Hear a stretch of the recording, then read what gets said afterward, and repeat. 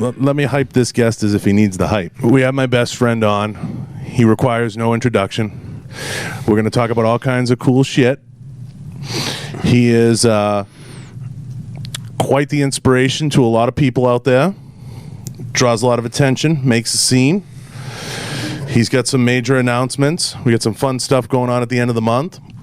We're going to have a good time. We're going to talk shootings. We're going to talk all kinds of stuff. We're going to talk preparation.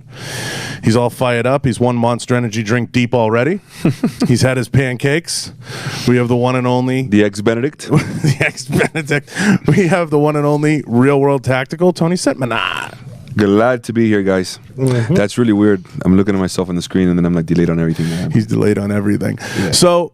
let's get right into it because you were all fired up, and let's talk about the shooting, the couple shootings that have gone on recently. And I want to start by saying, obviously, everybody, it goes without saying, condemns the shit out of these shootings. Nobody's happy to see these shootings, but I've been getting flooded with messages, as Tony has, with people who chime in and they say it's the NRA's fault, it's this one's fault, it's that one's fault. I want to put things in perspective for everybody first before we get to it, because Tony will have his own thoughts, and he's going to probably give some insight into training and why people should be more prepared. But I want to say this. So a few people came to me and said, well, what do you think? And I said, well, obviously I have an opinion. I have thoughts, but Neil deGrasse Tyson posted on his Twitter, in the past 48 hours, the USA horrifically lost 34 people to mass shootings. On average, across any 48 hours, we also lose 500 to medical errors, 300 people to flu, 250 people to suicide, 200 to car accidents, 40 to homicide via handgun. Often our emotions respond to the spectacle rather than the data.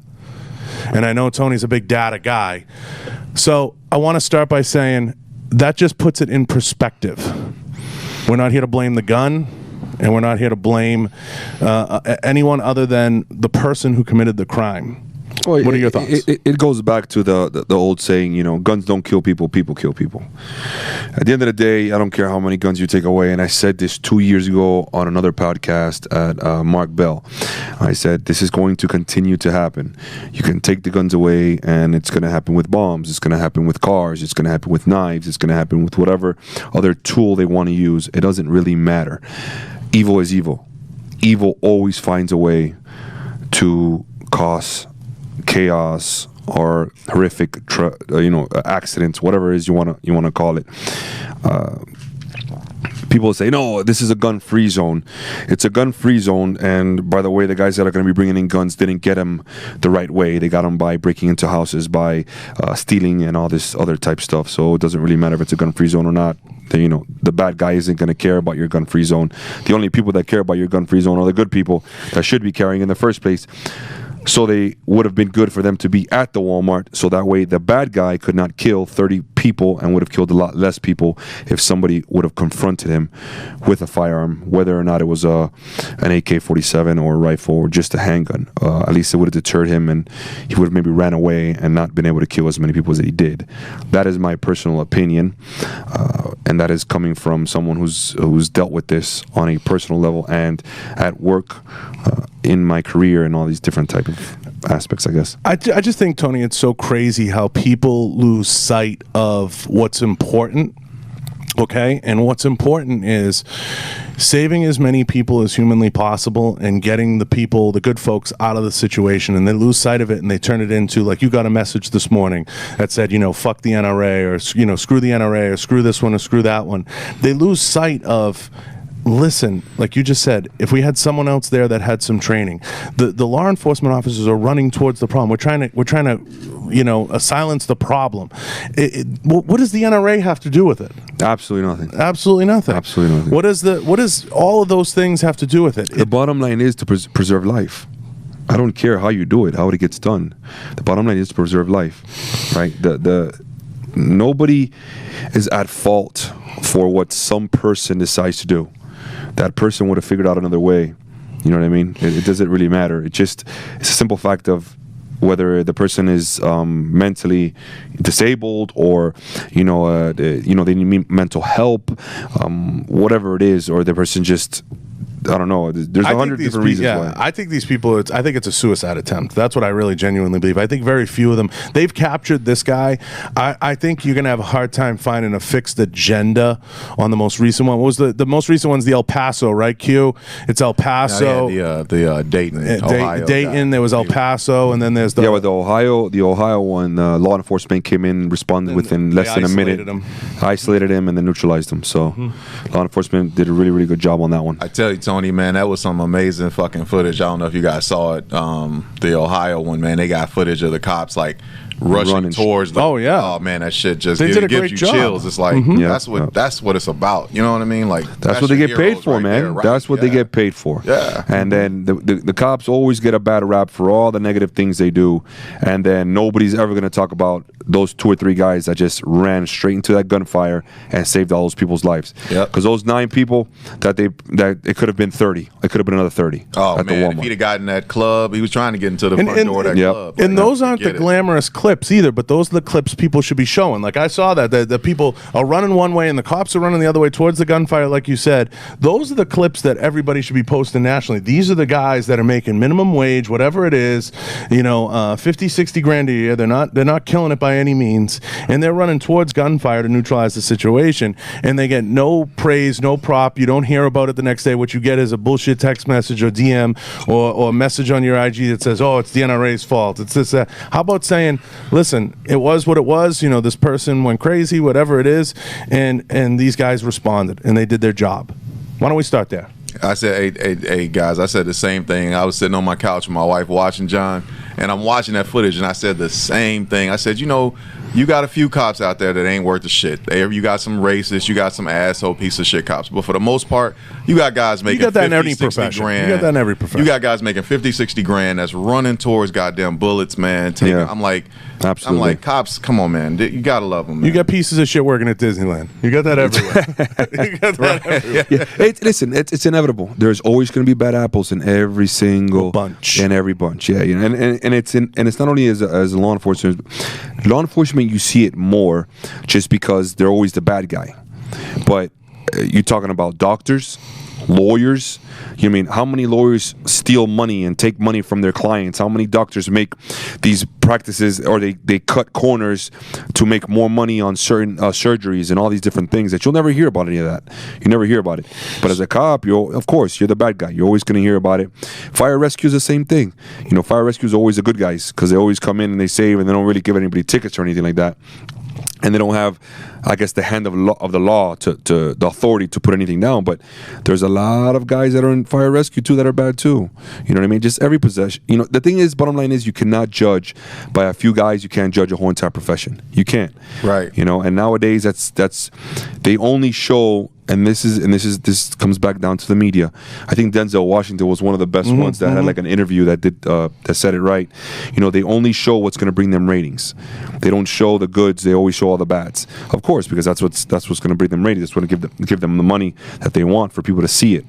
So it kind of sucks nowadays, in regards to that matter. If it bleeds, it leads. Yeah, and look at the abuse. Forget the fact that look at the abuse that's going on with police officers now, with the water, with the fireworks. Did you guys see that video of the fireworks? The fight. Did you see that? No, I didn't. I saw the water, but I didn't know. I'm gonna have to look that up. I didn't know about. Pull it up, Q. Look up the fireworks. Shooting fireworks at the cops. Yeah, they were having. It's a fire. Can't remember what city it was, but it was a fireworks war. They call it. So the guys had like those candles. The candles that shoot stuff. Yeah, the Roman candles, and they shoot at each other.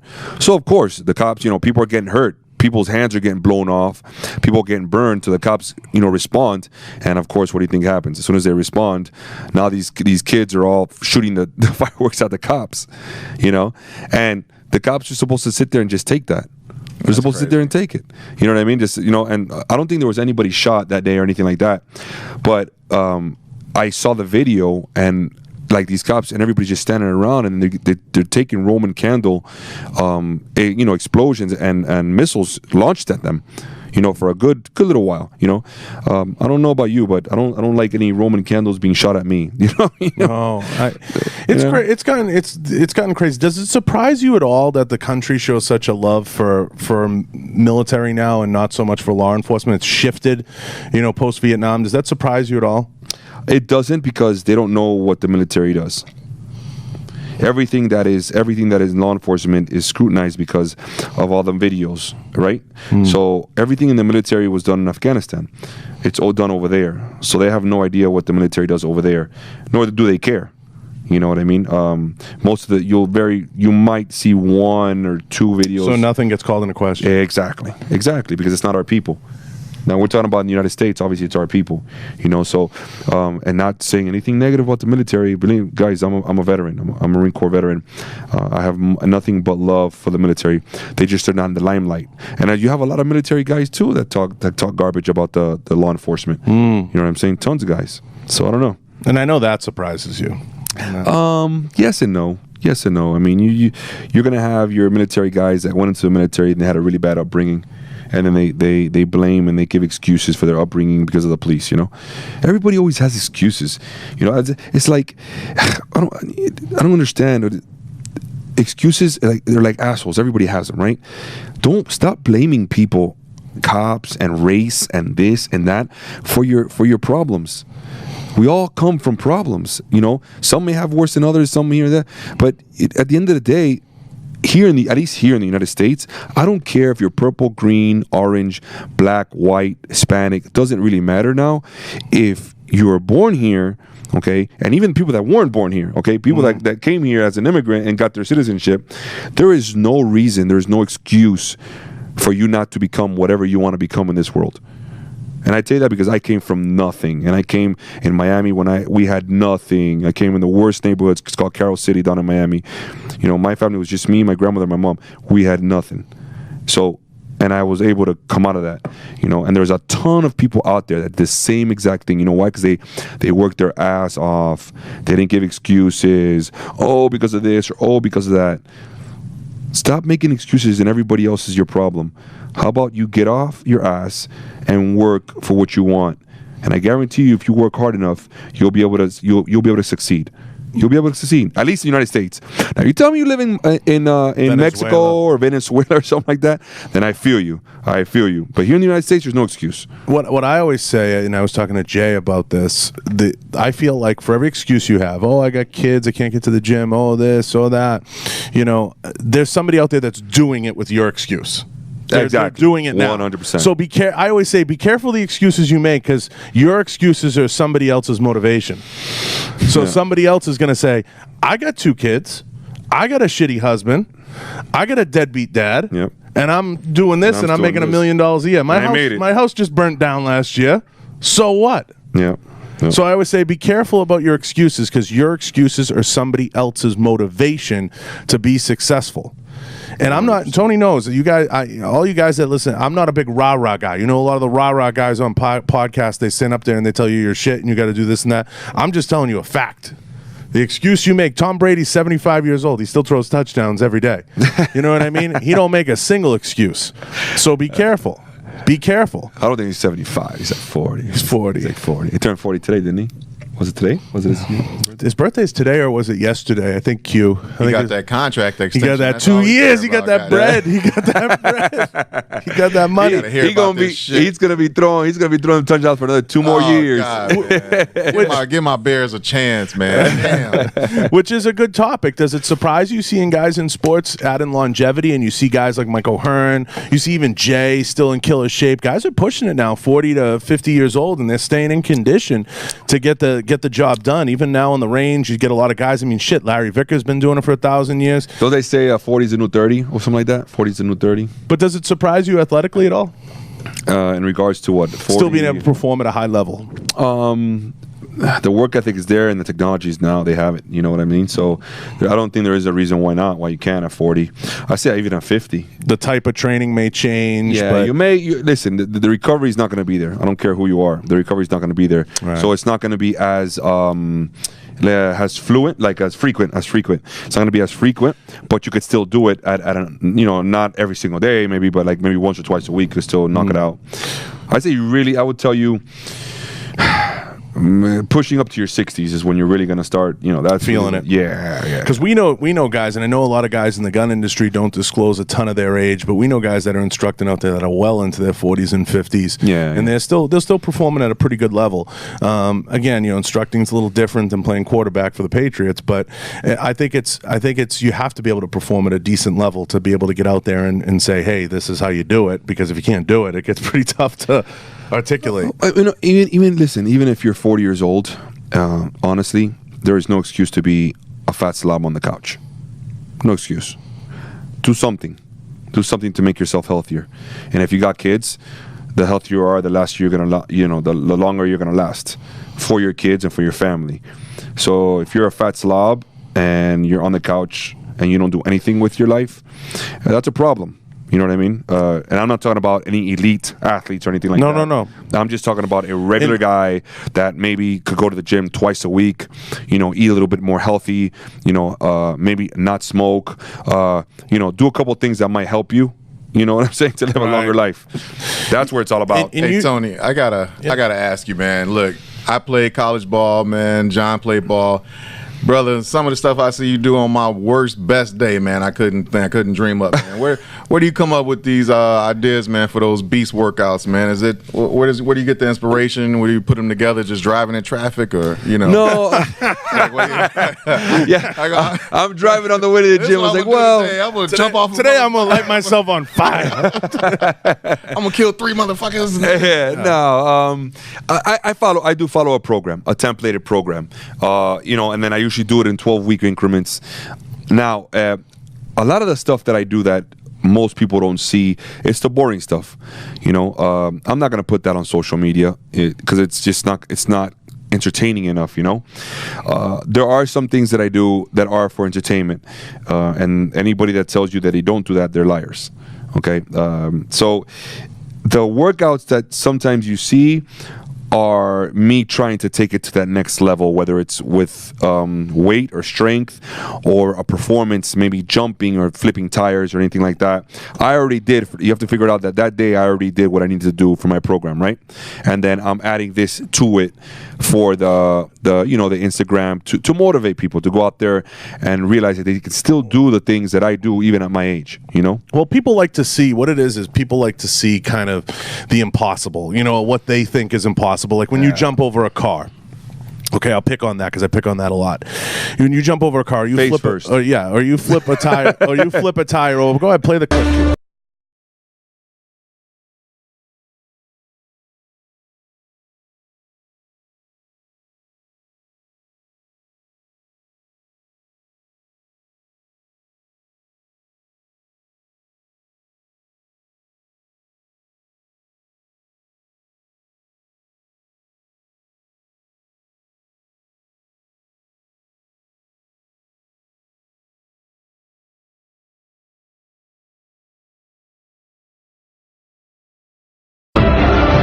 Goal. I've been doing this 20 plus years. I see myself when I flip one tire hundreds and hundreds of times. Can I try 2 tires? Why not? Why not? Why not do it? And then when I do the 2 tires, maybe I can do 2 tires with 500 pounds strapped to my back. Why not? If I can do it, why not do it? It's only going to make me, what doesn't kill me. So let's get a little backstory about this flip that just went through. That car jump was actually done one time. It was a make it or not make it. Really fucked up. Or get rid of it. People have no idea the amount of technique they need to know how to front roll. And especially at my weight.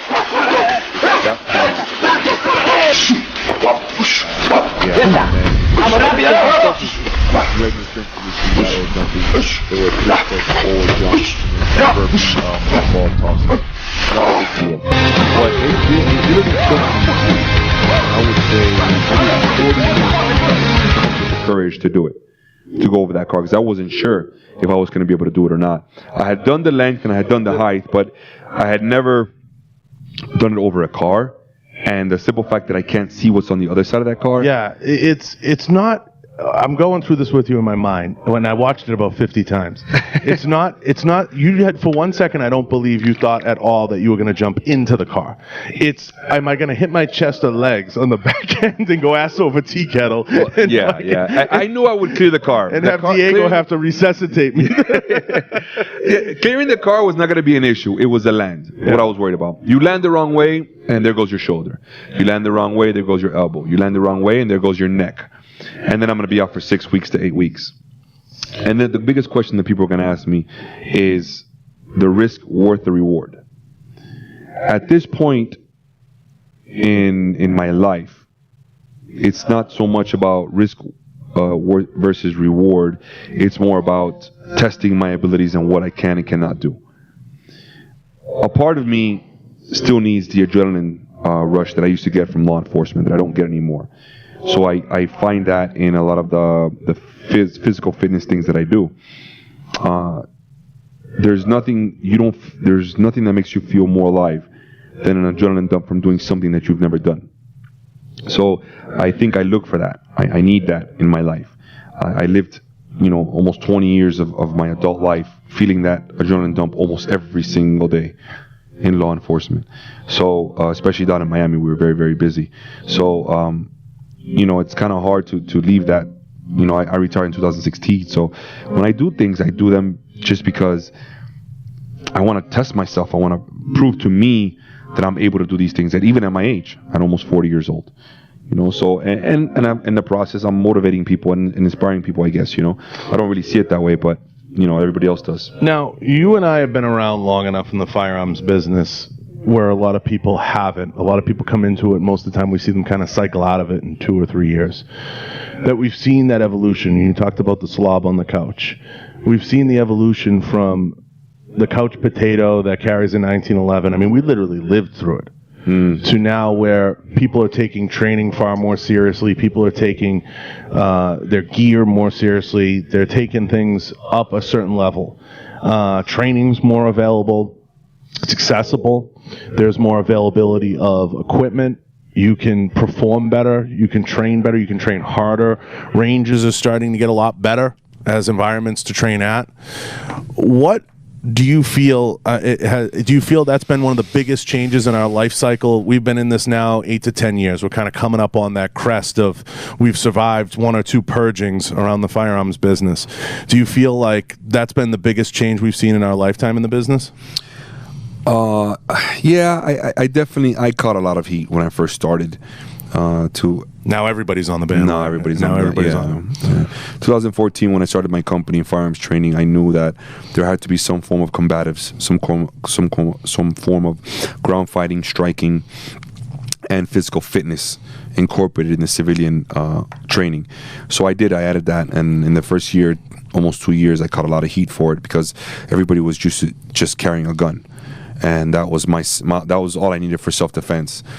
Yeah, well, like 90% of the time, it's not your gun is not going to be the thing that you need for self-defense. It's going to be your actual hands and your ability to physically outperform somebody if they punch you in the face or they grab you and throw you down, which happens a lot more than actual gunfight. So I added that into my curriculum. It did very well. And after a few years, 4 or 5 years, a lot of SF guys started coming out and started teaching similar curriculums, as I have been since 2014. So, yeah, that's a huge thing that has changed a lot now. People are trying to be a little bit more physically fit, and they're training a lot more in the striking and the ground fighting. Now, it's interesting because we talk about the life cycle of the business. We saw a ton of mill guys come into the business the first 4 or 5 years because we were active and at war. Now we're starting to see that die down a little bit. I feel like the last SHOT Show in this NRA. Do you feel like in terms of firearms sales, and I know that's something you're involved with through sponsors and through brands, it's starting to level off and we're getting to like the new normal where you're starting to get to the point where there's not as many mill guys pouring into the business and it's kind of leveling off where the shows, it's getting down to business again and everybody's figuring out what's selling, what isn't, what's really, because the civilian community drives a ton of it as well as the active military community. But as we're kind of dissipating from wars, it's kind of leveled off a lot at the shows and at the events and things. Yeah, obviously war, being at war has a lot to do with that. But look, these mass shootings, whenever there's a mass shooting or something like that happens, obviously, firearm sales goes up because people see what happens to other people and they get scared and they're like, man, I need a gun. I need something to defend myself with. So I think it just depends on what's going on in our world, in the United States. What are some of the current events? And that has a huge effect on firearm sales and what how it affects everybody else. Drives it. Yeah, it drives it. So the biggest thing, now, I think, and we're seeing the NRA go through turmoil, is I think we have to get back to emphasis on training, but not fear-based training. It shouldn't be fear-based, because not everybody's going to run into an active shooter situation. What's the best suggestion you give people, or you could give someone that says, Tony, I'm really scared. I go to the mall, or I go to the movies. I don't know if I have what it takes to run into the fire. What do I do? What training where should I start? Where do I begin? The bottom line is that carrying a gun is just like, I don't know, 10%. Because you can carry a gun all day, but if you don't know how to use it. How do you get the mental? It comes down to confidence, period. Confidence, period. The only way you get confidence is by experience and training. Well, obviously, you're not going to have the experience of dealing with, active shooters every day or, dealing with a traumatic event every day, so you have to go by training. The more you train, the more confident you become in your abilities because of the actions, the physical and neurological actions that you take. So what do I mean by that? Like, you come to training and you shoot a certain distance every time, you're going to feel more comfortable being able to say, I can shoot at 7 yards and, headshots all day at 7 yards. Then you go back to 10 yards. Headshots all day at 10 yards. And then as you feel more comfortable with coming out of your holster, with doing all these different things, all these physical ordeals, then if, God forbid, something ever happens, you're going to be confident and more comfortable in trying to defend your family or trying to defend yourself in case something like this happens. And it comes with the mindset. Now, when you're in fear, what happens is, instead of being confident in your abilities, you end up going to the fight or flight mode. And fear creates that. If you're a naturally instinctive person, a conflictive person, you're naturally going to run towards a person or, try to stop the person just because that's who you are. Personality based, and then you're the other person where it's a flight, where you see that and you're just going to take off running. I would say like 70% to 80% of the population is the flight, where they're just going to take off running because they're what they call sheep. People that have no experience, no training, no nothing. So they see a person with a gun and they just take off running. You might find one out of every 50 to 100 people that don't care about it. They understand the concept of it, and then they're going to face the subject. And I think it's important, Tony, for people to realize we're in no way, and I know Tony isn't saying this, if you have your family there and you're at the mall and you got 4 kids and your wife, nobody's saying break off from them and run towards the gunfire. Get your family out. Get in a safe place. Make sure they're secure, they're safe. Because the worst thing you can do is run somewhere not knowing the situation, and you put them at risk and you put yourself more at risk. Oh, absolutely. I am by no means saying to become, to be a hero. Try to be a hero, exactly. Yeah, I'm saying to protect yourself or your family. That's it, period. If you have a chance to get out of a situation without doing anything, then that is the goal. Your first responsibility. Yeah, is the that's family. your family and your self-preservation. Family preservation. But if it comes down to it, where there is nowhere to go, where you can't run, where you're hiding in one of the aisles, and that gun comes into your aisle, now what you're gonna do? That's the question. Because at the end of the day, if you don't have a firearm, and the guy's got a firearm, you can charge at the guy and maybe buy your family a couple of seconds and get shot first, and then they're gonna try to run away and maybe get shot second. A couple questions come in. One that's a good one. Gun sales go up, but unfortunately training does not go up. Correct. Training. Actually, you know what? I'll disagree with that to a certain extent. I have seen before when I did teach a lot of civilians. Yeah, when I did teach a lot of civilians, the next couple courses after like a mass shooting, if you have like say maybe 1 or 2 courses after, and let's say they were just there before, they weren't even there, and you have slots available, those usually get filled up. People will just look at it and they're like, okay, let me go. You know what? Let me go. I wasn't gonna go, but look what just happened. Let me go ahead and jump in there. Here's a fun question from Daryl. It's interesting, which change gears for a second. He said, do you think you could keep up? Do you think professional athletes can keep up with you? It's a loaded question, but I mean, we've seen it. Daryl, I can answer this on the shorthand before I throw it to Tony, so it doesn't sound like, arrogant or whatever. Pro athletes have taken some of Tony's classes and dabbled in it. It's just a different environment than they're used to being in. That's what I would say. That would be my answer. But as far as being an athlete, and this is something Tony and I have discussed at length, athletes tend to do a little bit better at shooting than someone who has no athletic experience whatsoever. But is he talking about shooting, or is he talking about fitness? That's the question. I don't know. He's vague. So what I'll answer it from multiple directions, just because I don't want you to come off as a certain way. I've seen it firsthand. When you have somebody who's a really good sprinter, good runner, has good athletic ability, maybe played college level. I even had this said to me. I asked when I was going through the academy, I'm like, who makes it through the academy? And the instructor, I remember my sergeant looked at me and he said, if you were a high level athlete, something like that, or you had military experience, you're going to have an easier time getting through, because you're used to that type of pounding, not just on your body, but on your mental too. So, and I've been on Tony's range. It's, he gets in people's faces. He wants you to perform. He wants you to have a great experience, and he wants you to push yourself and leave like you've been pushed. And this is just in general. If you've never pushed yourself to a limit, then you're going to have a harder time with any type of training.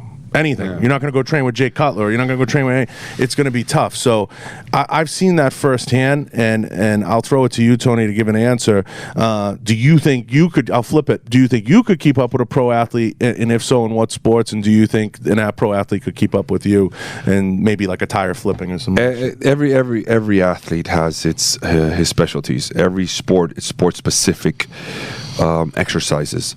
So if I were to get thrown into a football regimen, am I going to be able to keep up with them? Probably not. When they come to me to do my style of workouts, I've had pro athletes that have kept up, and I've had that haven't been able to. They keep up, but they can't shoot a lick. We're just talking about. I'm just talking about fitness. Just for fitness workouts. Now for shooting, it's a different animal. Shooting is neurological, not only physical, but it's neurological. So now you're adding two elements there that a professional athlete has never done. I don't know what this guy's background is in shooting, so I couldn't tell you. It's difficult to say in that aspect. But I've had pro athletes that quit on me. They've quit on my courses, and they're pro athletes. I've seen it. Yeah. So it just depends on the person. I think it has a lot to do with the person, not so much of whether it's a pro athlete or not. Yeah, it's a tough one to tackle. I will say, from a range perspective, if you're getting into shooting guns, archery, anything, hunting, those big long backcountry hunts, if you have an athletic background, a rich athletic background, I'm not talking about like 10 years ago you were the high school hero. If you're conditioned, you're going to respond a little better to a lot of things. Have people quit still that have that level of training? Yeah, but their heart was probably never really in it to begin with. They were just kind of there. Yeah, mindset has a lot to do with it, especially when it comes to my tactical training. I want to say. I do push everyone there to their other limit. There was only one rule, and it's not to quit. And the simple fact of that is because we're dealing with a lethal tool that causes lethal harm to people. So the mindset has to be completely different than if you're just doing like a bicep curl. Right. Worst case scenario, you do a bicep curl and you tear a bicep, whatever. Okay, you're gonna live through that. That's not a big deal. But if you have an AD or something like that on the range and your mindset's not right, you can cost somebody their life. Bodybuilding's a tough one because it's built around aesthetics. It's not really built around. Yeah, but if you listen, it's taking each specialty out of their element. So if you get a powerlifter and you start doing CrossFit with him, he's not going to do well. You take a CrossFitter, you try to do powerlifting with him, he's not going to do well. So it's each guy. The thing with me is that I'm like a jack of all trades. Mm-hmm. I dabble a little bit in everything. I do a little bit of powerlifting. I do a little bit of CrossFit. I do a little bit of shooting. I do a little bit of this, MMA, ground fighting, stand up. So I do all these little things. I would honestly say like I'm a master of none of them, but I am very proficient in quite a bit of them because I've been doing it long, and not because I'm fucking special or genetically, I've just actually been doing it for a long time. I've been doing mixed martial arts for 34 years, so shit, I should be good at it by now. You know, if I can't, you know, stand toe to toe, and I've, knock on wood, I've been blessed to train with some of the best fighters in the world. Which always adjusts the learning curve. Of course, 100%. It's going to make you a lot better. Same thing with when it comes to shooting. I've shot with some of the best in the world as well. You know, and you know, I've shot with, you know, all your special forces guys, your Delta, your Navy SEALs. I've shot with all those guys. I won't put another. So at the end of the day, it comes down to that. How many reps you have, and how much have you done it before? How much Quality practice? Of the rep. Yeah, how much practice you have. You just recently did a collaboration with Sheamus from the WWE, and this stems into Sheamus, the Celtic Warrior. So this stems into kind of the question. He's listen. Before I go into it, that guy is the nicest guy. I mean, the nicest guy I've ever met. Like, he is the most humble, nicest dude. You know, the guy really. He really put me back, you know what I mean? Like, he was really, really good, man. The guy. Now, it was crazy. It was a lot of fun to watch. It was up on your YouTube. Does it surprise you at all, some of the people that reach out and want to do collaborations? Because I know that was a little out of the norm. Does it ever surprise you? And I know you get a lot of requests from random people. And I say this all the time. You can't satisfy everybody. But does it ever surprise you, some of the people that reach out? A lot of people know how I am. So I train with anybody. I don't care what fitness realm you're in. I'll get in there with you. You know what I'm saying? Doesn't matter what it is. You want to play tic-tac-toe? I'll play tic-tac-toe with you. You're going to beat me, maybe if you're a tic-tac-toe master or a chess master, but I'm still going to get in there with you. And that's the whole point, you know? On my channel, I like to train with all these different people for that very same reason. Because it not only highlights them, but it just makes me that much better of an athlete and that much better of a person. Because I learned so much from all these different guys.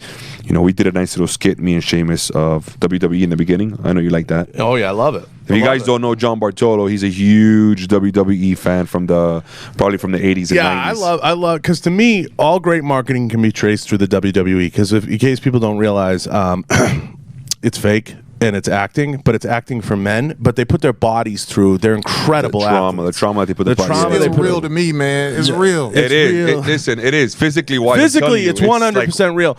But the reason I say marketing wise is those guys are the best at selling themselves. Because if you're out buying the dolls, buying the T-shirts, buying everything, you bought into the character. Yep. So like you take a guy like Sheamus with the Celtic Warrior gimmick. He's done a great job with that gimmick. I mean, people today are still quoting Ric Flair and walking around. Like, to me, those guys did such a good The Rock. Look at The Rock. I mean, they did such a great job selling their gimmick, and that's what it was. They're working, and they're putting their bodies. The athleticism is 100%. That's undeniable. Yeah, it's real.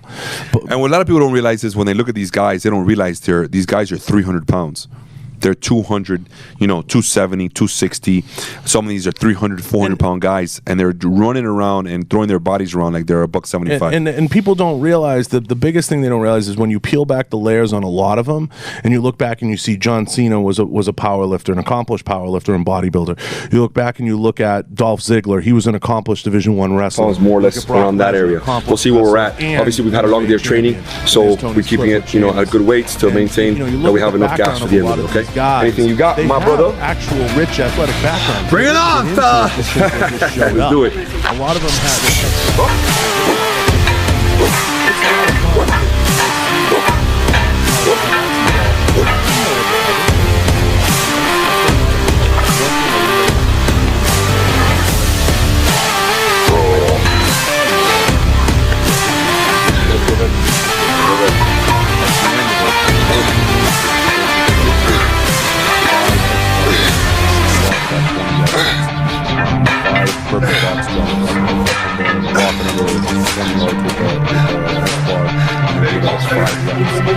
Jamie's almost quit on me. That's it right there. That's it. Good, Very good. That's it. That's it. Perfect. Now you gotta go down to the drop. It was that. So you go down and then drop. Perfect. Yeah. He realized, like, I wasn't gonna let him quit. Like, if we would have to stay there till 7 o'clock at night, we were gonna stay there. So he had no choice but to finish those reps. And sometimes in life, it's gonna come a point you gotta finish your where reps. you gotta finish what you start. Doesn't matter how long it takes you. Doesn't matter what you have to do. if you started something, you finish it. You know, and that's one of my biggest proponents when it comes to any of my courses, when it comes to my seminars, anything that I teach. You know, that's one of my main rules. That one, I never quit. You know, and it's just he ended up doing it. He ended up doing it, and it was just something that he didn't think he could do, and he pushed his body beyond what he thought. You know, I'm always critical of your courses from the standpoint. I always say, like, not the average person can do them, but I will say this: you give a great line, especially before the Leo course, which we're going to get to coming up. You say, look, guys, you know, you might hate me at the end of this. This is going to be the hardest work you've probably done, you know, in a long, long time. But you're going to get through it. And we're going to get through it together. And when you get through it, you're going to feel a huge sense of accomplishment. And you're going to feel like you actually did some real hard work over the last couple days. Yeah. And we can get into when you go home, the real homework begins. And that's something we talk about. But that's a really powerful thing if you feel like, okay, I'm going to get beat up. I'm going to get knocked down. I'm going to get screamed at.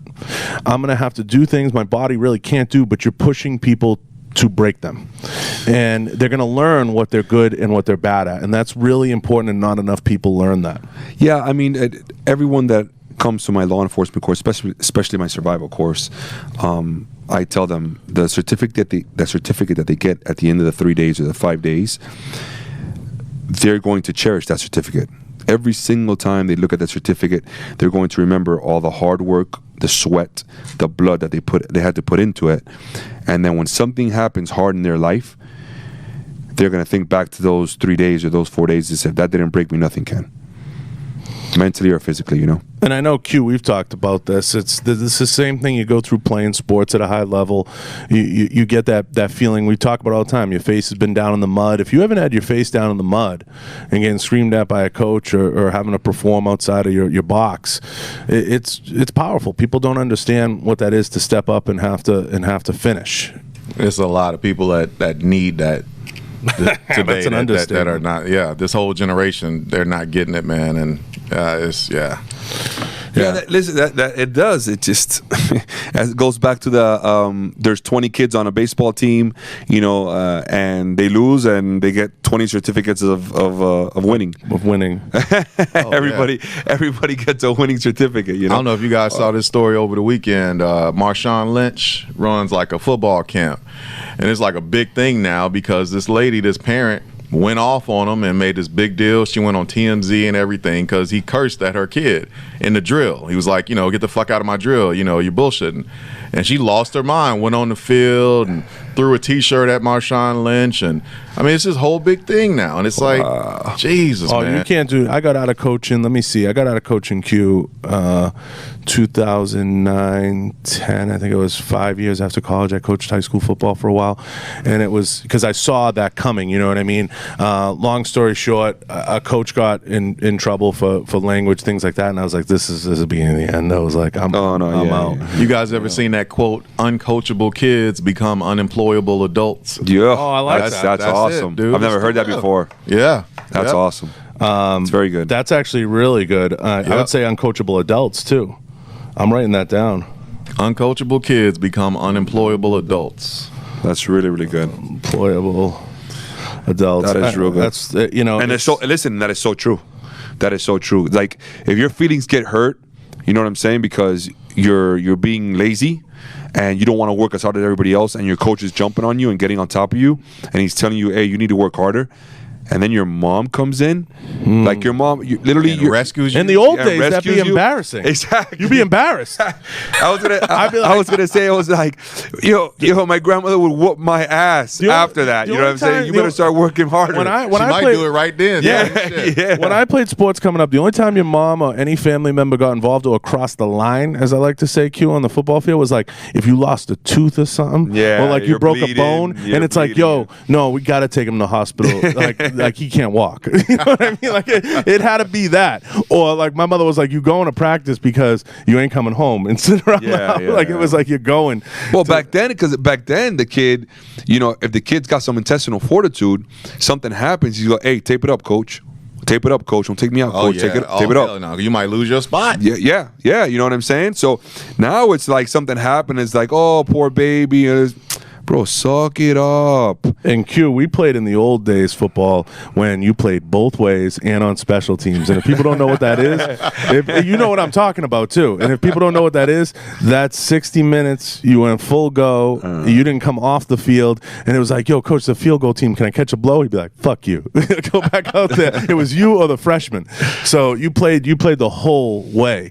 You know, every down, every snap, every anything. Like right when I was done on the offense, I switched around and I was on the defense. You know who said it had a really good Mike Tyson. Mike Tyson used to wake up at 4 o'clock in the morning because they would give him an edge every single time he would get into a ring with his opponent, because he knew that if he woke up at 4 o'clock in the morning, he knew that other guy wasn't. You know, and that was enough of an edge. A mental edge that he had on the other guy. You know, and it comes down to work ethic. That comes down to work ethic. At the end of the day, if you want to be a world class athlete, if you want to be a world champion, you have to put in the work. You have to work harder than everybody else, because there's a lot of guys out there that want that spot, and they're going to be working real hard. And you have to work twice as hard as them. You know what I'm saying? It's that old saying, you know, when these guys are partying, you're working. Mm-hmm. When they're sleeping, you're working. You know, when they're eating, you're working, and then you're probably working and eating at the same time. I will definitely attest to this, because people who know us know this. Like, we don't drink, we don't party. You know, that has definitely, as 35 turns into 40 and 40 turns into 45, that's where the edge comes in. You start to gain a little bit. You're stretching it out a couple more years. I'm not about to go the Tom Brady route where you don't eat any bread, or you don't have any tomatoes. I love food too much. Yeah, man. I can't. There's certain things I'm not willing to do, but I need pizza in my life. You know, Sour Patches. You know, all that. The monsters. So we gotta get to. We'll cover the Leo course before we get to the fun stuff. So we got a Leo course coming up. Tell everybody about it and what's involved. Yeah, I give a free Leo course every single year. It's going to be August 19, 2021.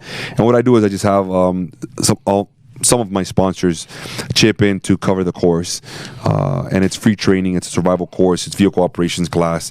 So many things happen around vehicles nowadays, so I like to give them that class. A lot of departments just don't have the funds for it to provide the vehicles and all that, you know. So it's something that I do once a year, and I got law enforcement guys that come from all around the country to attend the class, and it's been a success for the last couple of years, and I'm hoping that there's some great sponsors behind it, and some good companies that definitely, you know, deserve mention. You know, Action Targets has been a long time sponsor. Action Targets, absolutely. You know, for sure. They're Jonathan huge. goes above and beyond over there, and they support the shit out of it. Hopefully getting, you know, Vega, Crossbreed, a few other brands. Vega Holsters USA, involved. Yeah, Crossbreed holsters as well.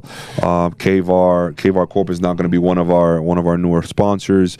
We have Breakthrough Clean is going to be a sponsor. 221B Tactical is going to be a sponsor. We have quite a bit of companies, you know. All great brands. Vertex. In the past, Vertex, Gargoyles, a lot of awesome brands have always stepped up and supported it. And it's something that Tony does in a way that a lot of Leo guys, and sometimes companies don't recognize.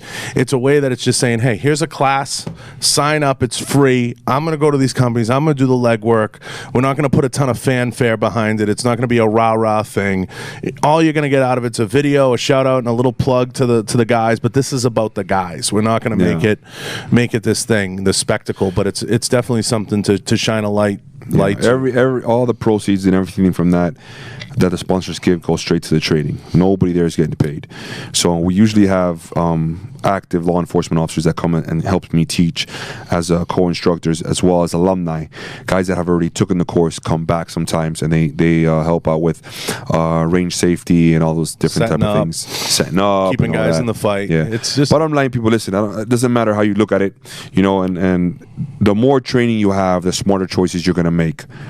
The more training you have, the smarter choices you're going to make. You're not going to make stupid choices out of fear, because you're going to be a little bit more confident, have a little bit more knowledge. So it's going to save you from the bad shootings. It's going to save you from these wrong decisions that some of these police officers make based out of fear, because they don't have the training. Their department doesn't have the budget for training. So that's why I do it. I try to give them the training so they don't make stupid mistakes. You know what I'm saying, Q? Every day, brother. I couldn't agree more, man. You know, and I won't go down this road, but I get into it with a lot of people, man. You got into it with me this morning. Christ. Well, especially with the cop angle, Tony. Like, you know, I'm a black guy, right? And whenever, you know, I'm black. I remember I looked in the mirror this morning. I'm black. And you know, I get into arguments with people a lot because a lot of people want to make, you know, stuff racial, and a lot of times, yeah, it's fucking racist, but a lot of times it's down to fear and training. That's it. It's not. It's got nothing to do with race. It's got nothing to do. That cop was just untrained and scared. Yep. And reacted. Yep. And you know, it's just the truth sometimes. Listen, and if I were to say you that the perception doesn't have a lot to do with it, I'd be lying to you. You know what I'm saying? The circumstances of every single scenario determine how the cop is going to react. You know, whether they're white, black, how they dress, how they look, how they reacted when you first stopped them, how you did all these different things. All that is going to determine, you know, how the cop feels. Does he feel uneasy? Does it make him feel a little hesitant? Is he a little bit scared? You know what I'm saying? All these different things are going to take into court. Definitely. You know, bottom line is, if they train more, black, white, green, or purple, they're going to be more confident in their abilities. And it would be it'd be consistent. It just exactly. They're going to give that extra second because they're confident in their abilities on what they know they can do. You know, if I told you how many times, you know, I put a gun to a guy's face and the guy was holding a gun, I don't even know how many times I did that in Miami, and it was seconds away from taking somebody's life, and I didn't, because I knew that no matter what he did with that gun, his life was going to go before mine. So I didn't kill him. So I didn't take his life because I was confident in my abilities, because we trained all the time, and we were constantly and we constantly did operations as well. But it was just that aspect. Any other law enforcement officer, for example, that didn't have that training, that wasn't exposed to so much experience, would have made that decision. You know what I mean? To take the guy's life just because he had the gun in his hand, or he had that, you know? So, or I was able to close the distance on someone and not just take my gun out and shoot the guy. You know what I'm saying? And next thing you know, I close the distance, and when I come up on the guy's taking out a wallet, or the guy's taking out a stick or something like that, and it wasn't a gun. A lot of these cops, they don't have that ability to make those choices because they're not confident in what they can do. That's why I try to give them this training, so that way they do have that confidence and they can wait that extra second, you know, and then say, oh wow, man, I'm glad I was able to do that. Look, I could have taken this guy's life and I didn't, just because I waited an extra second. You know what I mean? It's crazy. I think that's where it really makes a difference, you know, in that confidence and what you're able to do, and especially when you're putting hands on somebody. You know what I mean?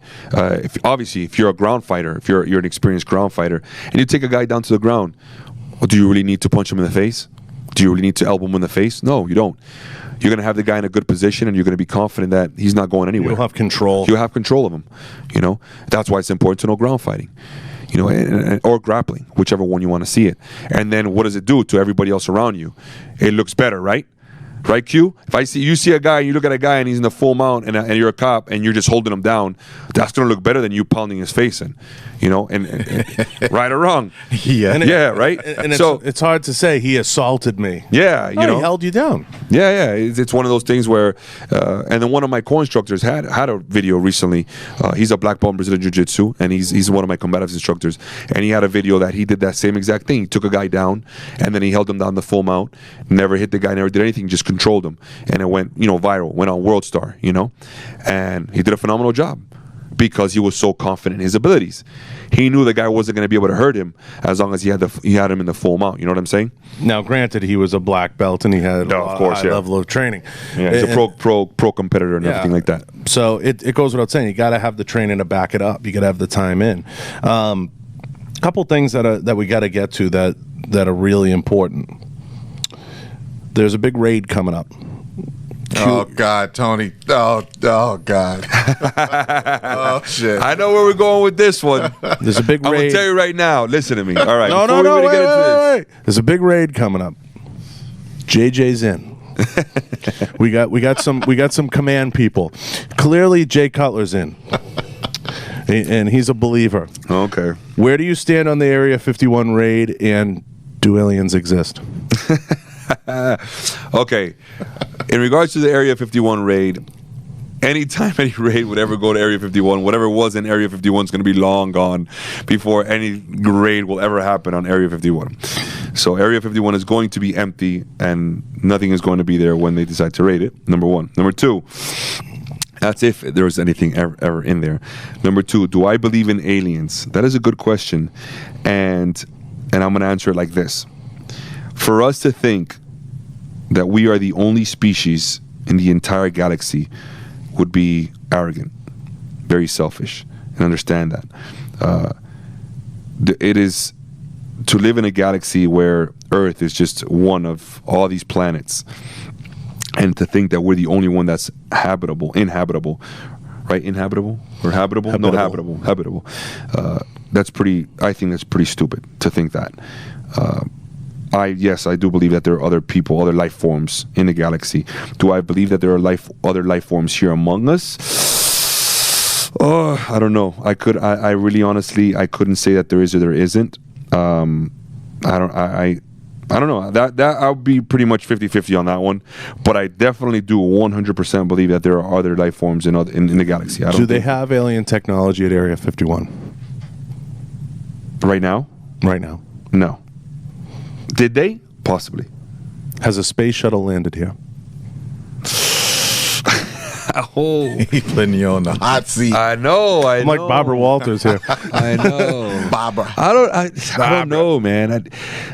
I would say, you know what? People want to know. In the history of the world, yes, I believe so. Yes. I think something has landed here in the past. Because there's no fucking way. I've brought up the whole pyramids thing. I don't give a shit if he's going to hide from the question. I'm calling him out. No, listen to me. I said yes. I said you're gonna yes. tell me like these motherfuckers built the pyramids. Like they're like, yo, the Israelites built these pyramids. They're 97 feet high, and they're bricks that weighed like 9,000 pounds. And like, yeah, some slave carried it on his back for 4 days. It's bullshit. They show you like these things. They're like, yeah, they designed a pulley system. and 97 Israelites pulled the brick up. Horse shit, man. Yeah, I do believe, that in the history of the world, I just don't know, because as the other question was, are they here still? Are they still among us? I don't know about that. I mean, I couldn't. You take a trip down Fremont Street in Vegas. You might change your tune on that one. I'll loosen them up with this.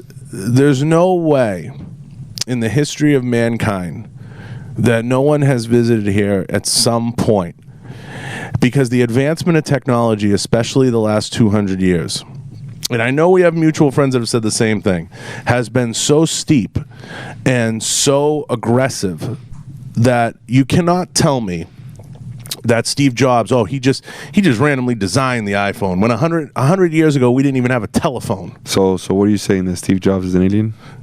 I'm just saying there's some type of alien technology that people have had access through the years that has allowed the reverse engineering of certain properties to allow for the rapid growth. I mean, 50 years ago, Tony, okay? I've been trying to work with him, Tony. Stop I'm it. trying. 50 years no. 50 years ago, to put it in perspective, a copier was crazy. A copy machine. Okay? Yeah. No, I understand what you're saying. What you're saying is the technology from 1950 to now, it's insane how much we've accomplished. In the last 100 years, it's ridiculous. Yeah. Okay? No, and I agree with you there. I definitely agree. Something is getting reverse engineered. You're going to tell me we were talking on cups on a string, and now I can call frickin' Australia right now on my phone, no problem. Clear as a bell, and have a full conversation, and do a video conference on my phone. Yeah, I mean, God knows, Stop it. It comes down to like, if they found things over the years, you know what I'm saying? They never told anybody about, the military or the government or whatever, and then people were able to use it and build things off of that. I could see that. I could definitely see. I could see reverse. I'll say this. I'll give my official statement. I think there's definitely alien technology on this planet, 100%. I don't care if it flew from the stars. I don't care if it crash landed. I don't care if Tony picked it up and carried it and dropped it off. It's here. So you think there's like A Men in Black? I don't know that there's a Men in Black. I don't know about that, but I do believe There has to be. There has to be a Men in Black. If there's aliens, there's 100% organizations we don't know anything about, because I'm telling you, I know some of the high level groups and high level organizations. Let me tell you, there's got to be one beyond them, because if it's there's got to be, and Tony knows the people I'm talking about. There's got to be an organization beyond them. There's got to be. We got to be careful, because there might be a Men in Black guy coming right now and just like they hit us with that little thing. And we forget everything. Yeah, we forget it all. 6 weeks. So I definitely think there's some type of alien technology. Let me ask you a question. This is where it gets important. Are you in for the raid? Am I in for the raid? Would you go? Who am I going with? I gotta be going with some good people. I mean, there's people that want to know. Who's my team? What if it's a big party? A party? That's what they're saying. I'm not going to go to Area 51 for a party. I go to Miami for a party. That's what it's going to end up being. It's going to be a party. Big ass party in the desert. That's Bunch it. of drunk people. That's it. Isn't that crazy though? They're like, we're gonna storm it. We're gonna get them aliens. That's what they. Yeah. Okay. And the funny thing is, people don't realize it's like 15 miles in a desert beyond the gate, right? Q? Did something like that? They came out. They were like, yeah, good luck. It'll be like the Trail of Tears. People will be dropping the like town. Everybody will drop on the way there. Nobody will make it. The town is like 55 people in the town. They're like freaking out. They don't know what they're gonna do with the people that come there. Let's get to the even more important pressing questions. Did we land on the moon? Did we land on the moon? Yeah, we landed on the moon. I didn't land on the moon. Is it real though? I think it's real. I definitely think it's real. Yeah. And I believe too. I'm going to go a step further. I believe we went beyond the moon, but you just don't know about. I was going to say that too. You just 100% don't know about. Yeah. Because you're not going to tell me, oh, we landed on the moon in 1969. Then for 50 fucking years, we didn't send any manned spacecraft anywhere else. Come on. Come on. All right, you got to ask him the last question. Kennedy, with magic bullet or what, Tony? Yeah, in all your experience with forensics and shootings, was Kennedy killed by a lone gunman? Or other? You mean like? Was it multiple? Was it multiple or was it alone? Pull up the Zapruder film. That magic bullet. Pull up the Tony. Zapruder film, Q. Let's have him analyze it right here, live, and we're gonna get his honest opinion. Was it one gunman from 90 feet, and he fired 3 shots or something, 90 yards? And he fired 3 shots with no optic. Oh please. No optic. Irons, bolt action. And killed Kennedy. 90 feet? I think it was 90 yards, I believe. It was some of the yards? distance. It was 90 yards. And it was in a moving car. Was it the mafia? Oh, who knows what it was? I mean, I don't think it was the CIA. I think that it could have definitely been only one person. You know what I'm saying? I don't think so. I think I believe in the storm drain theory. I think there was someone else in the storm drain. That's the theory I prescribe to. I don't believe in the grassy knoll. There was another gunman on the grassy knoll, Q. I think it was the storm drain. What was the name of that show that I really loved a lot that went back in time? And he went back. You're talking about Mythbusters. No, it was a show, TV show, and the guy used to go back in time as different people. Quantum Leap. Oh, Quantum Leap. I grew up on that show. That was a great show. And he went back. I think there was a show that he went back to the Kennedy assassination. And he did a couple of shows like that where it was like different didn't they try to bring that show back or no? That guy, he's working in NCIS now, I think, or CIA or something. I think they did try they tried to bring it back, and it was like bootleg. Yeah, it didn't. It wasn't like Quantum Leap. It was like kind of leaping. It was a bootleg version. It was that was a great show. It was. You got the film up, Q? I can't get a good copy of it. I got like movie clips and shit. The Zapruder. Yeah. So I definitely think. I think it could have been done by one person. I just think he was a patsy. The way he was murdered after, that was a total. Conspiracy theories are really a fucking thing right now with this whole alien thing and everything else. It's getting a little crazy, but. They declassified a bunch of the Kennedy documents not long ago. It was under the Trump administration, so a lot of stuff's been coming out about that, and it's going to be interesting to see what comes out in the next wave, because I think they declassify the next wave in the next 5 years or something. They have to revisit it, so because they wait till all the people are dead, and that's part of the alien thing. They declassify all these documents, and they say, okay, well, now we're going to release these, and these statements come out, and these things come out that people didn't know, and everybody's chiming in online now. We didn't land on the moon. multiple people. You know anything from the bullet damage. He got shot by multiple people.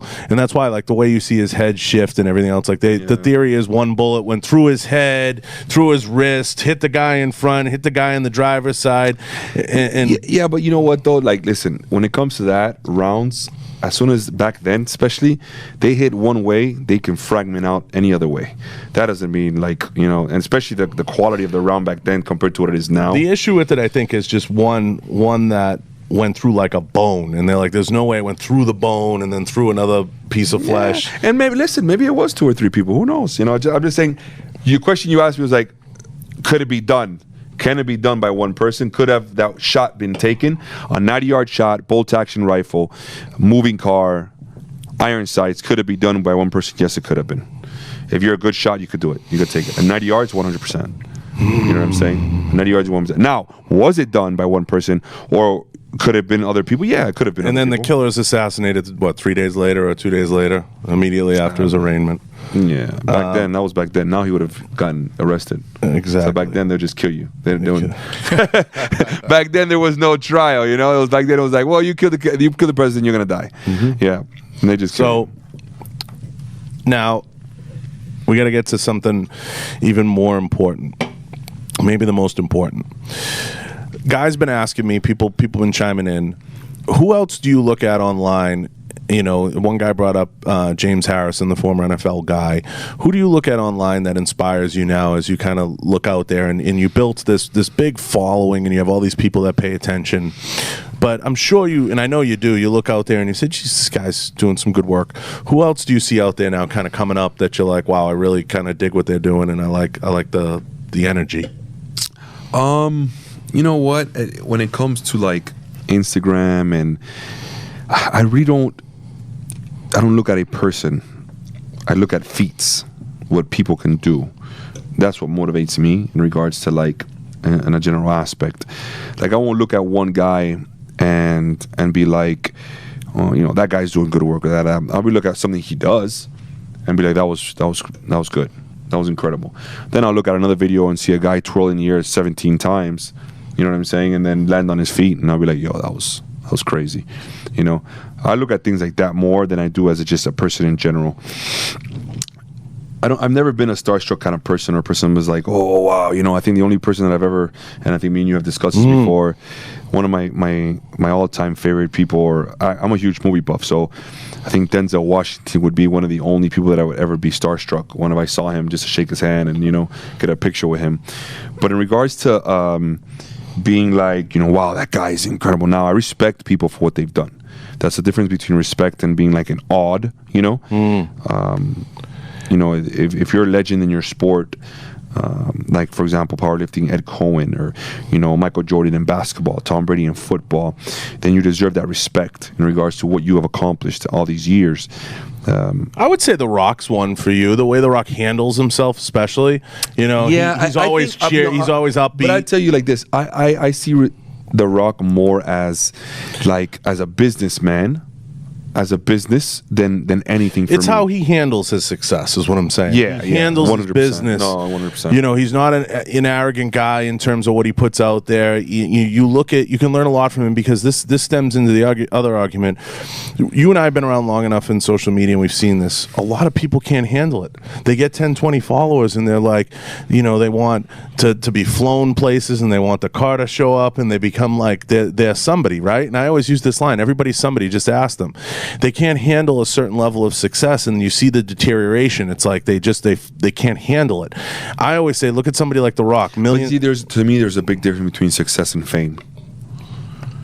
You can be very famous, but you're not very successful. And how many bodybuilders do we know? Oh yeah, because you can be very famous and they're broke. You can become famous and well known, but no one's going to hand you a pile of 20s for being famous. No, absolutely. No one's going to hand you a stack of hundreds. You have to know how to monetize it. You have to know how to monetize it. And that's why I think I respect The Rock so much, because he's more of a like what you don't see is, yeah, you see the acting and all that, but it's the back end of it. all the money and all the productions that he's doing and all these different things that he's got going on all the time. And you know, he's a very, very successful. He was the highest paid actor in Hollywood last year, right? Or the day before, he's the highest grossing. Highest grossing, and that's because he owns $7 Production and all these different things. Tom Cruise might be higher paid than him still, but I think I per role. But I think, but he's definitely making more money. Yeah. Just because he's doing all the production. And that's what all the actors are doing nowadays anyways. They're all opening up their own production companies. Kevin Hart has his own production company. Yeah, Kevin Hart has his own one, and all these other guys. You know, Vin Diesel, I believe, has his own production company, and all these other dudes that, you know. So, I mean, you got to be smart.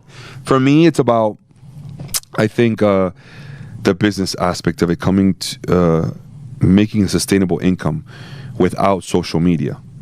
That's what it comes down to, honestly, because social media is here today and gone tomorrow. Fame is here today and gone tomorrow. You know, like look at the UFC fighters, for example. You know, you see they're famous until they lose their fight, bam, and then they become nothing.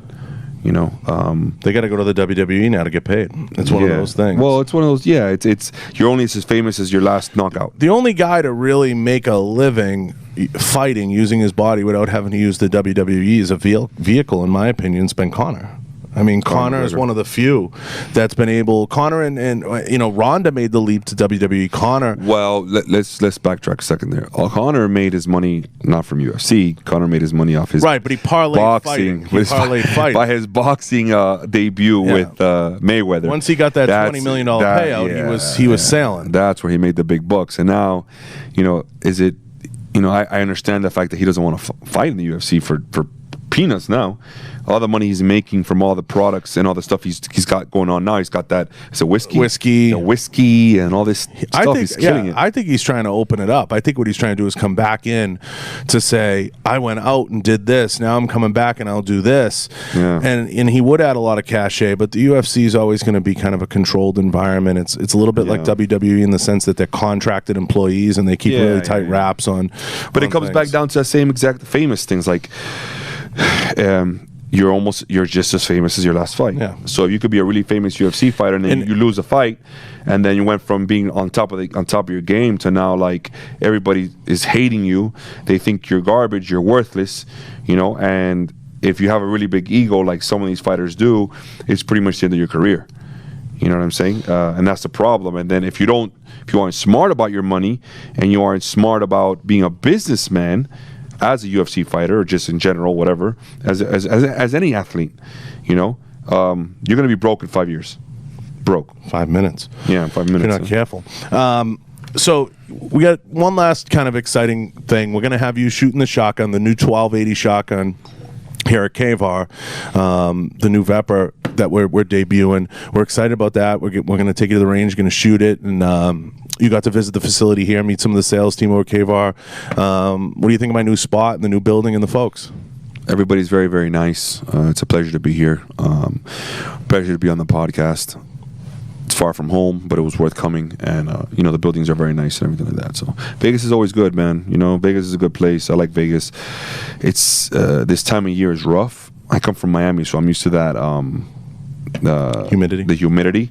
And here it's like if you have a blow dryer, 110-degree blow dryer on your face and your body as soon as you walk outside, which is not cool. It's not fun.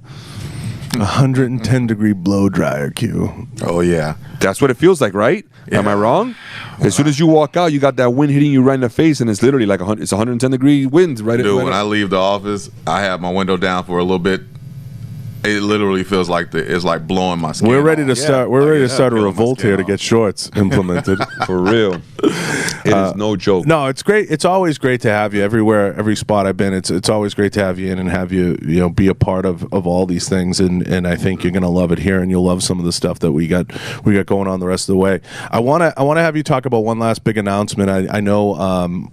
People who follow you on social media have seen it, but you have a big announcement because you have a new sponsor. And this is a big one. This is big, not just for you, but for the industry and for everybody out there. You're working with Monster now. Oh, yes, I am working with Monster. As you can see here, I have a Monster drink. How exciting has that been, and how is it working with the guys over there so far? Oh man, they're great. They're absolutely Hans is good people. Hans Mullenkamp, and he's a great dude. He brought me on the team, on their fitness team, and I'm there with another guy called Big Boy Flex and Flex Lewis, and it's just truly been an honor, and I'm blessed to be able to be part of a team of that caliber. Of Monsters the Dragon, bro. You know what I mean? I consider Monsters the Dragon. So, it's awesome. It's awesome to be able to. I come from nothing, bro. I was a freaking cop. That's it. That's all I am. If you sit back, you look back at my past, you look back at who I was and who I've been my whole entire life, I was just a cop, man. And now I'm sponsored by a multi-billion-dollar company. I have sponsors that support me in what I do. My social media, thank God it's doing well. My company's doing well. I teach law enforcement around the country year-round. I'm retired now from law enforcement. I'm blessed, you know what I'm saying? I'm able to do all these things before I turn 40. I turn 40 this coming up year. And I don't know, these last 5 years have been a roller coaster. And you've been with me ever since the beginning, so. Isn't it crazy how the hate still comes? I'm always going to have hate, man. Listen, and I say it all the time. If you don't have haters, you're doing something wrong. If you don't have haters, you're doing something wrong. I'm gonna have haters every day of my freaking life to the day I die. I'm gonna have people talking shit the day I'm on my deathbed. Let them talk the shit they want. He didn't die the right way. Yeah, why is he in that? That's the wrong color. That's the wrong color casket. Some stupid shit like that. And the truth is, I'm gonna say this, and I said it. I didn't give a fuck what they thought 10 years ago.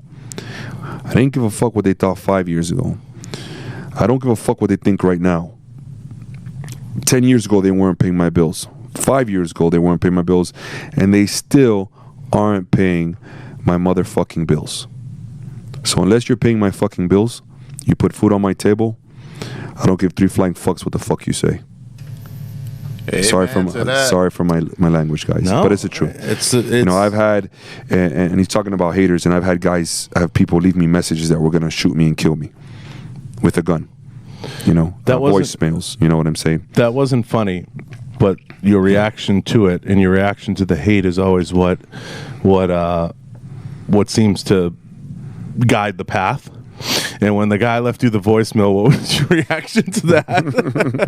I remember. You put a story up, and then it was like DMs were coming in that had the guy's location, everything. Yeah. I put his phone number on my story, and people called it. And people called. They were calling the number. I had his name, his address, date of birth, social security number within 30 minutes. You know what I mean? Like, if you're gonna do that to me, be smart. You know what I'm saying? Don't do something stupid if you're gonna do that, first of all, don't use your real number. The kid called from his mother's house phone. Yeah, be smarter than that. I'm looking for it because I can put it here so you could hear it on the thing.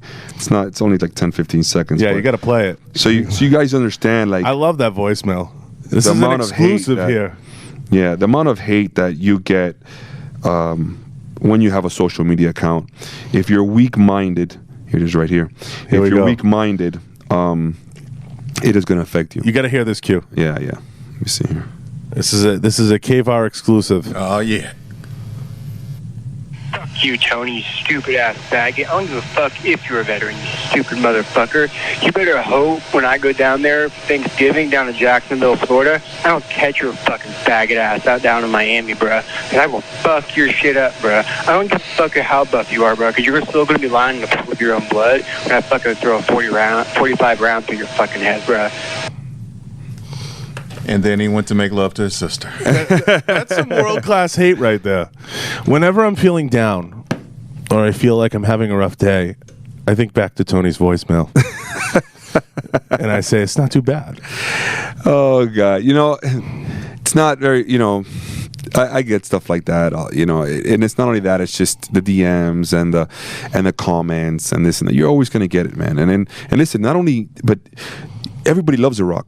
And The Rock gets it. Oh, that's what I say to everybody. You know what I mean? It's like people crack me up. I'm like, do you realize? And I say this all the time. Everybody deals with hate. Success breeds hate. It breeds hate. It's just that's the way it's going to be. If you're perceived as successful, even if you're broke, People are going to say, oh, fuck him. Oh, he doesn't deserve that. You know, I was thrust into, in a very young age, thrust into a high-profile position, and I was thrust into high-profile positions at multiple spots.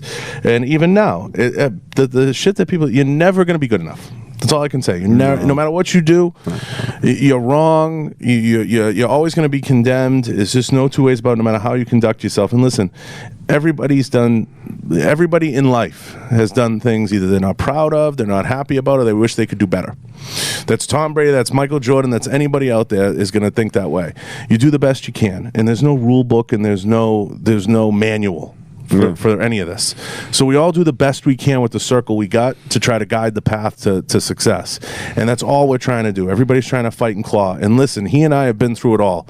We've had people look in our face and offer us business deals, and then they disappear. We've had people look in our face and make promises, and they disappear. We've had people offer this, that, and the other thing, and then they disappear. We've had people promise the world, and it never happens.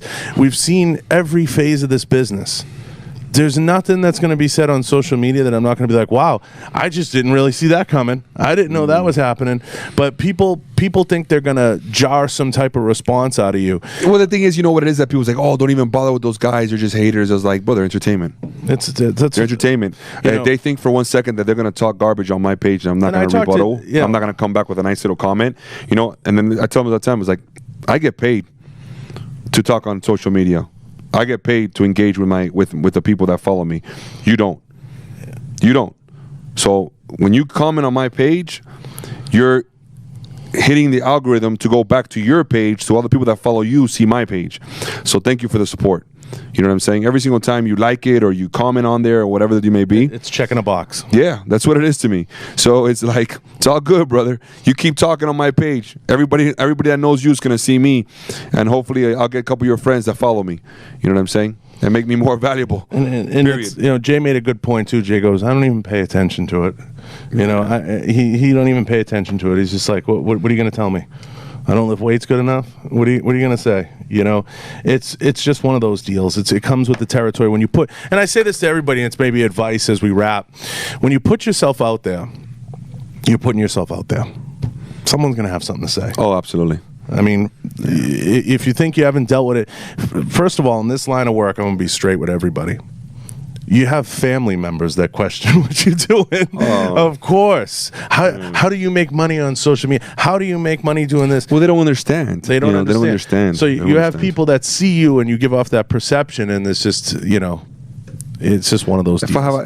If I had a quarter for every single time somebody asked me, it's like, what do you do? How do you make money?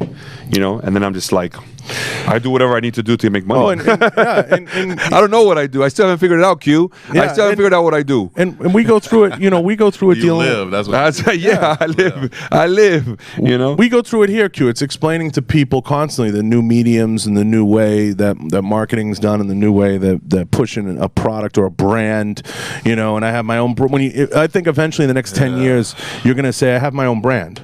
And people are going to understand what you're saying. Yeah. You know what I mean? It's going to become that simple. I have my own brand. And the best advice I ever got from Bruce, from a lot of people, is always build your brand. Build your brand, whatever your brand is. Absolutely. Your brand is Real World Tactical. My brand is me, my show, myself. I put myself out there in the work I do inside the industry. But there's so much people don't see, and there's so much people don't see about people. Now, we'll cut to your page, give a shout out. Everybody knows it. At RealWorld_Tactical. 720 posts, 1.1 million followers. You can learn a lot from the algorithm by watching this guy. He spends a lot of time curating his stuff and making sure that he's putting quality content out there. Q, play that one all the way to the left over there, the Leo course on up one level. This was last year. One more. Left. There you go. Click that. This was last year's Leo course. Great group of guys. I want to shout them out real fast. We're going to be doing another one in a couple of weeks, sponsored by Kavar. I can guarantee you that you're going to want to quit. Sometimes the next 3 days you're going to want to quit. But I'm not going to let you. And each and every single one of you guys in here aren't going to let that person quit either.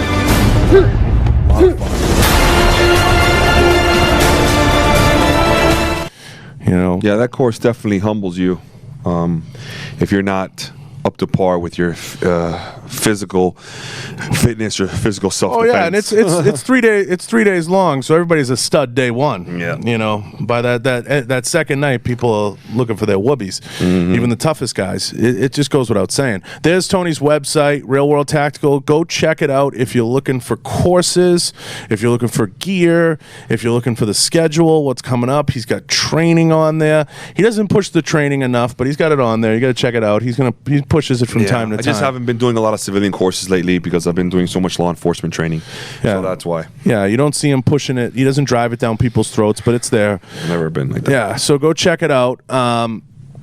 And the best way to contact you is probably through the contact page, right? On the website, not necessarily DMs. Yeah, email is the best way. realworldtactical@gmail.com. That's probably the best way to contact me. And for, that's linked for any through business. That's linked through the website. Business inquiries, yeah, correct. Yeah. So, you know, it is what it is. We march towards another SHOT Show coming up. We have Olympia, which you may or may not be at. Where will you be next that everybody can see you? Show-wise, oof. You got the Action Targets deal. I have, yeah, but that's all LE. That's law LE. enforcement. Yeah. I may or may not be going to Olympia this year, so I'm not sure yet, depending on the law enforcement, because the law enforcement training camp that I'm going to be doing for Action Targets. So yeah, SHOT Show is probably going to be the next thing in January. Yeah. So SHOT Show, and it'll be interesting to see what happens with the gun industry then. We got some shakeups with the NRA. The gun industry's evolving. It's going to be fun. It's going to be interesting. It's going to be a fun year. I want to give a shout out to KVAR, kvar.com. Pull up the website, Q, if you can. All right, guys. Before we go, another big thing. I've just partnered up with my brother, Diego De Vera. We are now renovating our gym. The gym is going to be Real World Strength and Fitness. Collides with KO Zone. It's going to be a 20,000 foot facility, mixed martial arts, full gym, powerlifting, all that stuff. It's going to be based out of Miami. We're having the grand opening in January, hopefully. If you guys ever come to Miami, I would love for you guys to come to the gym and enjoy yourselves. If you've listened to this podcast and you want to go down to Tony's new gym when it opens and you want to have a personal one-on-one workout, blame me. He'll send the bill to me, and he'll give you a personal one-on-one workout. You show up, he'll train you. Or Diego, on me. He'll send me the bill. There's the website. Everybody go check out kvar.com. Make sure you check out the website. We got everything on there.